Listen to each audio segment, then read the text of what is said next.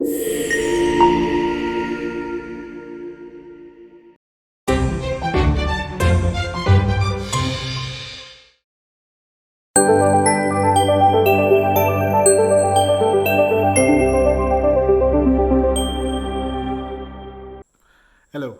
welcome back to the second episode of the Waste of Life episode series, and I'm your host Malit.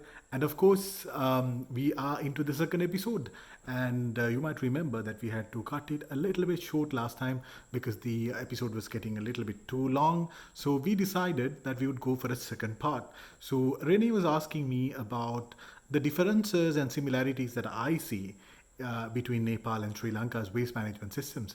Now, you will get to know more about these things in this episode and a little bit more. Enjoy. But tell me a bit more. How do you see the difference between Nepal and Sri Lanka? And afterwards, I can sort of talk a little bit about Kerala, India, maybe. Yeah, I think Brennan, you touched on all the key points. I think for me, at least, I think if you look at the three countries that we have been studying, India, Nepal, and Sri Lanka, we can sort of see a gradual progression. Maybe if a dispatched viewer look at these systems from an outside, it would look like that these waste management situations in each of these countries are actually sort of an evolving system, and the situation in Nepal may be the initial sort of uh, it is at this initial level, maybe the initiating level of being formalized and currently being quite run by the informal sector. And then, as you said, the informal sector plays the major role when it comes to waste management. And also municipal councils also have to tackle different challenges that they experience. And of course, we cannot forget the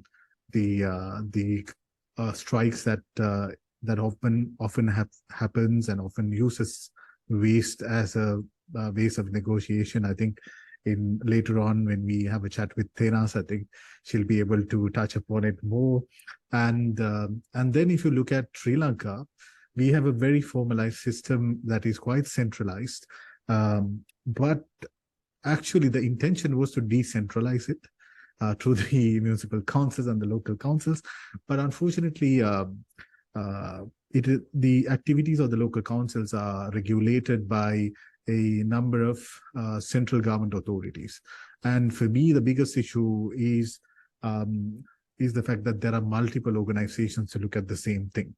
So if you look at the Central Environmental Authority, which is the body that actually makes the laws, and then there's the Western Province Waste Management Authority, which is supposedly is there to work on the waste management activities of Colombo and Western Province, but actually they have great influence on the waste management activities of the whole country, because they are the only organization, only provincial organization that is focused on waste management. So they have the resources and they have been playing a major role when it comes to creating laws related to, especially related to waste management activities, especially disposal. And also in the COVID-19 period, they were sort of the regulating body who came up with the policies and also the waste management collection and disposal methods. I think we have shared with each other also these videos and manuals created by the Western Province Waste Management Authority on managing infectious waste, and it sort of became the norm within the country. And then afterwards, the local councils themselves also have waste management committees who also regulate. So having multiple bodies and institutions to manage the same thing sort of leads to duplication. And if you look at one of the similarities that when you spoke about the Danish involvement in Nepal, and then also the involvement of JICA, that sort of reminds me of Sri Lanka also, because the waste management activities in JICA in Sri Lanka are quite prominently sort of dominated in terms of technology, are dominated by JICA and KOICA. And also, I think here and there, countries like Germany has also pitched in with their technology and knowledge. And for me personally, I think one of the issues that Sri Lanka and Nepal both are sort of facing is that we have failed to sort of develop a native waste management method. So we have been using the incinerators way back, as we have discussed in our working paper, by the way, which is quite super duper interesting. You should go to our website. You can download it from our website, Life of Waste. All the working papers are also available there, and of course also available from the Serval archive, which is the official archive of the University of Lausanne, Switzerland. So it is super interesting to see how Sri Lanka managed waste in the colonial time. We had incinerators, guys. So we had incinerators in Colombo. We were quite advanced at the time. Then, of course, things went wrong after we got independent, it seems. But, it's a super controversial thing to say. I know that because colonialism is not a good thing. But at least in the solid waste management thing, they had spent quite a lot of money on keeping the city clean. And I think that's where this notion that we have developed throughout our project, out of sight, out of mind, had sort of started in that period also. We are sort of collecting waste generated by the educated middle class and burning it somewhere else, far away from the site of the educated rich, sort of gave birth to the out of sight, out of mind sort of approach towards waste. And if we look at then India, René, I think I'll speak a very little bit about it, Kerala, so that you can continue the discussion. Indian situation is much more unique. You have the local councils who are also working on solid waste management activities, but who also adopted sort of community-based sort of waste management activities based on, this community-based aerobin, composting. And then also they have, for example, Professor NC have been studying the waste management activity in Alleppey for a very long time. And we had the good fortune of actually visiting one of these community-based waste management locations in Alleppey last time when we visited Kerala. So it's super unique. And also the informal sector is very powerful. Informal sector sort of have become formal. I think there are multiple programs who are active on solid waste management and who have actually also catered to sort of manage waste in different spheres when it comes to recycling, when it comes to disposing of biodegradable waste. So I think I'm not as qualified as René to talk about those stuff. So maybe you can maybe touch upon these organizations and what they do and how powerful the informal sector in India. Yeah. Let me take over from here and talk a bit about Kerala. Maybe first start with the general approach. And you rightly sort of talked about the approach of, out of sight, out of mind. And that has, it's not only in Sri Lanka, but I think also in Western countries, this is the usual approach. And that's why we often put much emphasis on the collection and keeping the city clean and not think much about the treatment of waste and about the people where the waste is dumped nearby. So that's really an issue of also social and environmental justice. But Kerala actually just has, in a way, an approach of bringing waste into sight. And that means basically trying to treat waste the closest as possible to the household. And you mentioned already these kind of community centers. They are used for sorting, recycling, but particularly also for composting. And it's still the case that in South Asia, despite changing consumption patterns, but still the large chunk of household waste is still organic and can be composted, for example. And it's just a very simple method. You have other methods, but it's a very simple method and often works actually quite well. So Kerala is really quite interesting, and I think that has been deliberate to make waste visible, that people actually realize, oh, that's my waste. They become conscious. And if you don't see your waste, you might also not try to reduce your waste production. which is of course a key, would be a key feature for a good waste management system, right? So Kerala is really quite interesting, and what they did, of course, they benefit from decades of kind of public action, decades of kind of more socially inclined development programs, and also of local development where people get together and try to create something. We can call it social capital or whatever we want. Doesn't really matter. And so Kerala benefited from lots of expertise, also in smaller places like LAP, where people know how to collaborate and so on and so forth, and made this system work. And one aspect of it, as you rightly pointed out, is the informal sector.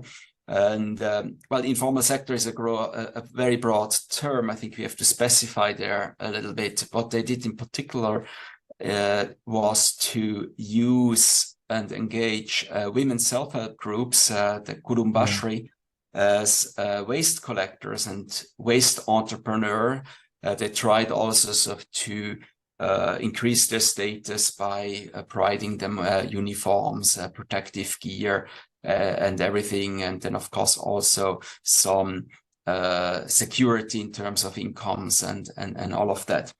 However, not all is bright under the sky of Kerala either. So one of our student researchers from India looked, for example, at the gender relations also linked to these programs. And she found, yes, it's great that women can find employment, and quite okay employment in this waste sector for these Kurumbashris. However, they're not that well paid, right? These jobs are not well paid. It's still socially not considered as a great job. You have to touch waste. It's a hard work. I think you have shadowed a waste worker in Sri Lanka. You know better than me how hard physically, but also mentally, that work is, and that has of course not changed. And traditionally in South Asia, it's also the case that women take care of wastes in the households. It's one of these tasks that is falling on women. Now with the Kurumbashri, you reinforce even that kind of gender inequality, and these are sort of aspects that probably would be worth looking at them more thoroughly from a policy making angle. The other thing in Kerala is that, yes, there have been on municipal levels these interesting initiatives that I think are holding some lessons for other South Asian countries, but even for Switzerland, I believe. But on the other hand, and that's also linked a little bit to what you said about the multiple agencies that are looking into the same issue, are responsible for the same thing.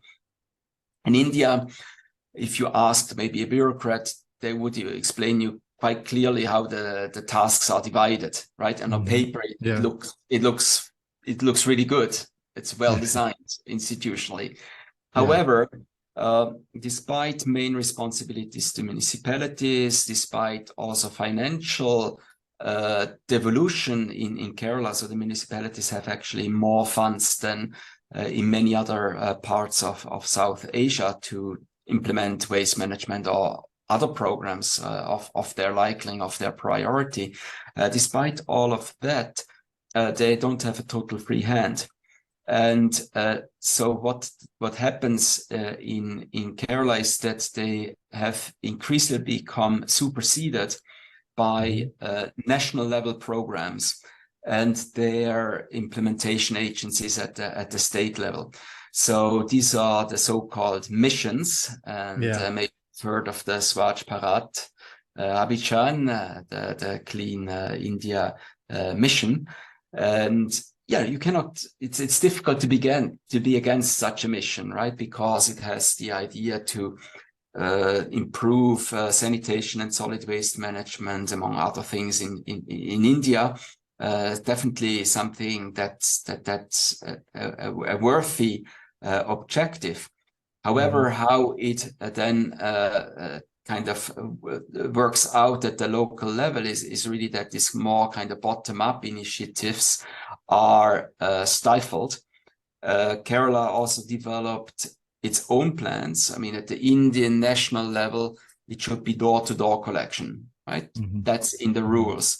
And Kerala found, well, actually, it's good to responsibilize the households to bring, for example, their waste to the neighborhood collection and composting point. Really not a bad idea at all, I believe, at least in some of the urban contexts of Kerala. But that's actually against the rules. And through these national missions, you wipe out these kind of rules that have been emerging from the bottom up, and that the state government of Kerala has actually put in place in a quite quite good way, I must say. So yeah, these things are kind of superseded.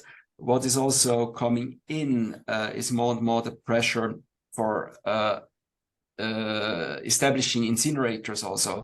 So there's a pressure towards more centralized waste management in Kerala as well. And it's absolutely clear that in a fast developing country, I mean, also a country that's changed consumption patterns quite quickly, you cannot compost everything. There's still a lot of residual waste, and that becomes more and more. Sure, you can recycle the plastics, which happens quite well in Kerala again, because there's a private sector that's very active in that regard. But there will still remain something. The question is just, is incineration really the right approach or not? I'm not an engineer, not to tell you, but many engineers put also their doubts. You need to have a quite a different collection system in place. It's a technology that is complicated. It's expensive. It breaks down from time to time. If you don't have air filters that are properly, it causes more trouble than solves issues. So I'm not so convinced about colonial waste management in Sri Lanka having been the best solution. Definitely at that time, an incinerator did not make any sense in the Sri Lankan context. It was a copy of a model from Europe that did not make sense.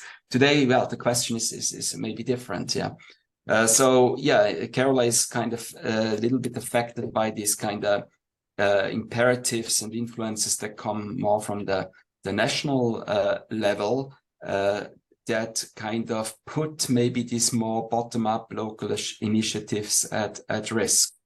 So this Kerala model is maybe not sustainable, right? Maybe cannot stay in place, and will be very interesting to see what happens there. Yeah, thank you, René. I think one of the things that I also wondered when I got the chance to visit Kerala multiple times, thanks to the R4D. Thank you to SNF for funding that.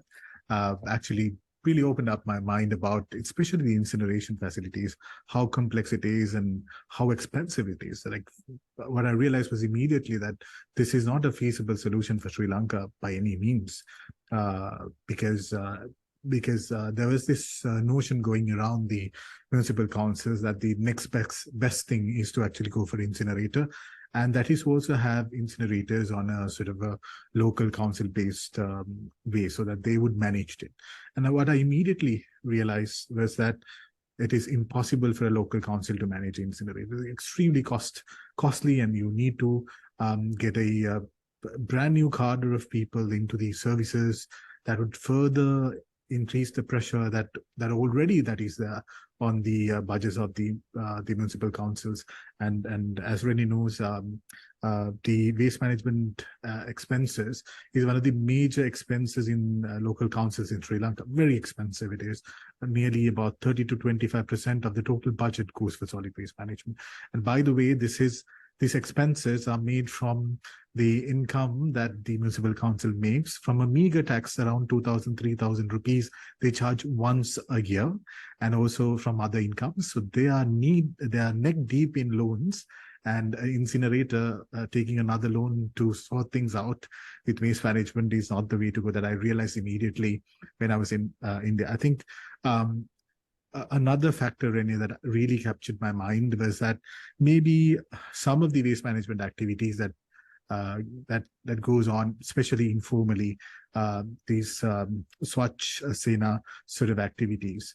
What I realized was, maybe I don't know how correct I am. Maybe I sort of felt that these mechanisms, these informal waste management mechanisms, sort of acts in a way to enforce certain traditional methods of maintaining certain activities that certain groups of people do. So if you look at some of the informal organizations that are working on solid waste management, especially waste management in terms of recyclable waste, the majority of the members are from a particular caste. If not, you belong to an extremely poverty-ridden community in the country. So for me, I was questioning personally whether this is a modern way of enforcing traditional ways of living. So I would not touch upon that because it's quite sensitive, and I'm not the most qualified person to talk about it. So I think when we are having a chat with Dr. Babu Ambat and also Professor N.C. Naran, we'll be able to touch on it. I think they will be able to shed more light onto that. And René, finally, I think we have come to the last part of our podcast, and I would like to ask from you. So R4D project, Learning from Post-Crisis Governance, is coming to an end in next month, and the project has been running since 2018 November, I think, such a long while, and we have been studying the waste management activities, and we have come out with many outputs such as working papers, and I think now some journal papers are also being proposed right now, and we are working on it. And then of course the podcast is one such output. So what have you really gained from the project?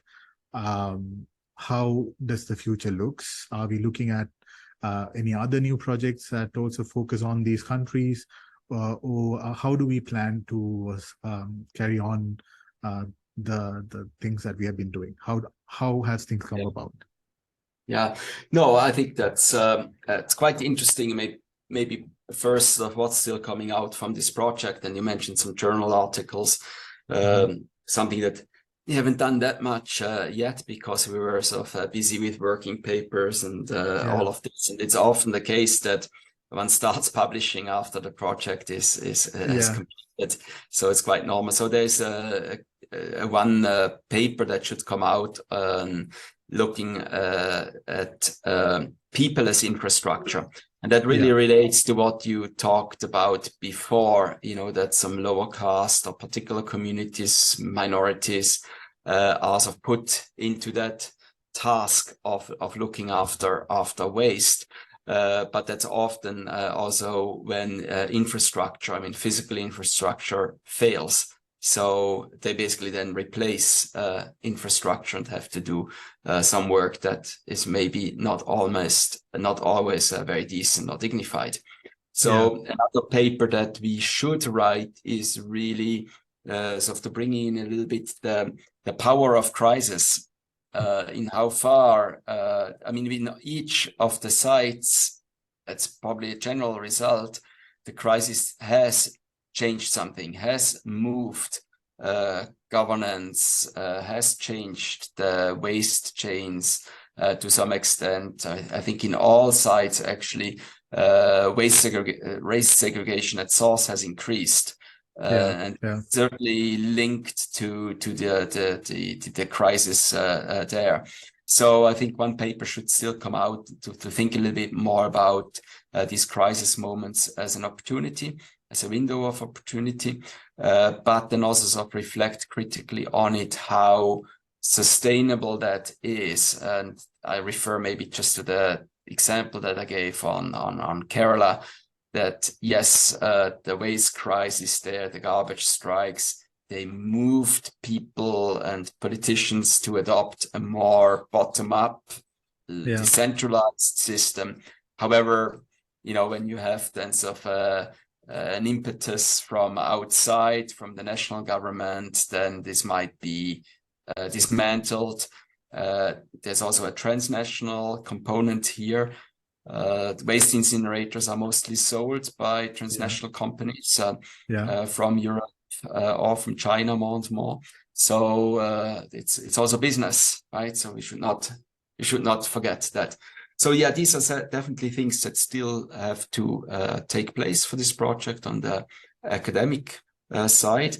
One thing that we have really not mentioned with the R4D project is all the more practical impact that we tried to have. I mean, through this podcast that reaches perhaps a little bit a wider audience than just researchers, right? We hope. Exactly. Yes. But then also sort of the involvement with stakeholders, local stakeholders, exchange visits with sort of an add-on project. Where people really were in the field, looked at what is being done in Kerala, for example, in terms of waste management. So we tried to motivate stakeholders, politicians, NGOs to learn from each other, and not to learn from a European case or from an East Asian case, but from cases that are perhaps a bit closer to the local relevant context. So that's definitely an extremely important, maybe the most important component of this R4D project. So what next? Unfortunately, the world and South Asia has, after we started our project, got the opportunity of a common crisis moment, which is COVID. We all went through it, of course, with different manifestations and so on and so forth. But, you know, we did the R4D and talked about crisis and post-crisis governance lessons and so on and so forth. So we took the opportunity to put in a research proposal, which we got financed on looking particularly at the COVID crisis, which is then, of course, common to all of these three countries, and see how things have changed during the COVID crisis. And in 2-3 years, we might also be able then, you know, what are the more kind of long-term changes that this crisis, COVID, has brought about. And you know, more and more, I have realized that, you know, I've often talked about crisis moments, and I see it more that the crises are more in a continuum. It's going from one crisis to another crisis. And unfortunately, you guys in Sri Lanka know very well about that. Right after COVID, you're in a political economic crisis, which is as tough as disastrous. So yeah, it's often like jumping from one crisis to another. It's more like a chain of crisis than just one moment. You cannot say, well, before and after. I mean, it's always mixed. The before and after is always mixed up. Which conceptually makes it a bit more complicated, but maybe more realistic to think crisis in this way, as more as a continuous process. So that's just for this kind of COVID research. And otherwise, personally, I have also been interested in looking at waste and waste management, waste politics in non-South Asian contexts. I had a project in Cameroon and in Switzerland. For me, Switzerland is almost the most exotic place to work on. And we looked particularly at composting and the potential of composting to provide manure, for local farming initiatives. So to close the farm way, like the food waste farm cycle. And there was a quite interesting Cameroon that has cities that are still quite agricultural, where in some parts there's great initiatives, very simple ways of closing that cycle. And we compared that with Switzerland as much as you can. And in Switzerland, where we have very sophisticated system, there's little composting of food wastes. It's all goes through a process called biomethanization. It's basically working like your stomach with bacteria that don't use oxygen and so on and so forth. More complicated. You produce electricity and so on and so forth. But also the system often break down, and again they make waste invisible. And we are becoming somehow alienated from waste, and I think that has a huge impact on our practices, on our daily practices. Yeah, so that's sort of left and right of the R4D project, and also the Spirit project then is what lies ahead of us. So for our viewers, if you like to get to know more about the Spirit project, if you go to our website, Life of Waste, which I'll share link actually in the description, you will see that there's a video on Spirit project. Not just René, we have other Professor Sweta Rao-Danaka, who's also part of that proposal. They have this very open chat about what sort of inspired them to go for the Spirit project, and what are they sort of they are planning to study. The project is of course ongoing. The video is a bit old, but of course, if you're interested to get to know what motivated them to study the waste management activities in Nepal and Sri Lanka in the COVID-19 period, that's a pretty interesting video to have a look at. So René, I think we have come to the end of our podcast, at least this episode. I think while you were explaining about the waste management, the findings especially, I thought we can go on and on with a very long series of episodes. Maybe for Spirit also, maybe if we, depending on the success of this podcast series, we can also think of doing it for the Spirit also, because we have so much to talk about. Because when you started talking about compost, I have so much complaining to do about the composting that is going on in Sri Lanka. So I think I hope to complain about it in another episode. So on behalf of our viewers, I would like to thank René again for taking time to be part of the episode today. I know that you're extremely busy. And of course, the time difference between Switzerland and Sri Lanka is also not that helpful. But of course, we manage. Thank you so much, René, for taking time out of your schedule. And thank you so much for creating this opportunity. It's really great. Thank you so much, René. So for our viewers, thank you so much for joining in. And maybe in the next episode, of course, René's episode will be the very first one, so that you get a sense of what the project is and what the project has been doing. And of course, we are also interviewing the principal investigators from the other countries as well, and the other partners, including, because don't forget, R4D project, the MSWM project, we call it MSWM in Sri Lanka, project also have action partners, not just academics. So in Sri Lanka, we have the FSLGA and the JANATHAKSHANA as the NGO partners.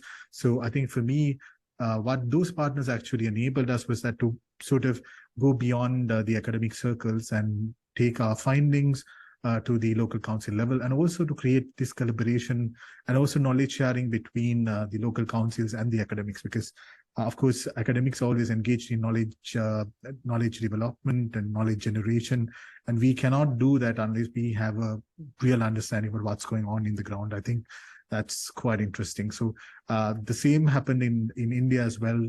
Dr. Babu Ambat's CET played a significant role, a very strong organization in South India.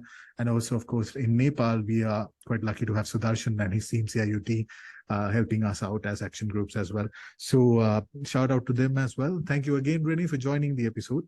Hopefully, maybe in another podcast, we'll be able to discuss more about what we found out and what we are finding out. And also we can maybe talk about our final outcomes. And so then the episode comes to an end. I really hope that you guys join in for the other episodes as well. We have the Sri Lankan team leader will be discussing about the waste management practices in Sri Lanka and what we found out through the MSWM project in the next episode. And after that, our Nepali colleague, Professor Vishnu Peri, will also shed some light on waste management activities in Nepal. So tune in and keep on listening to us. Thank you so much for joining.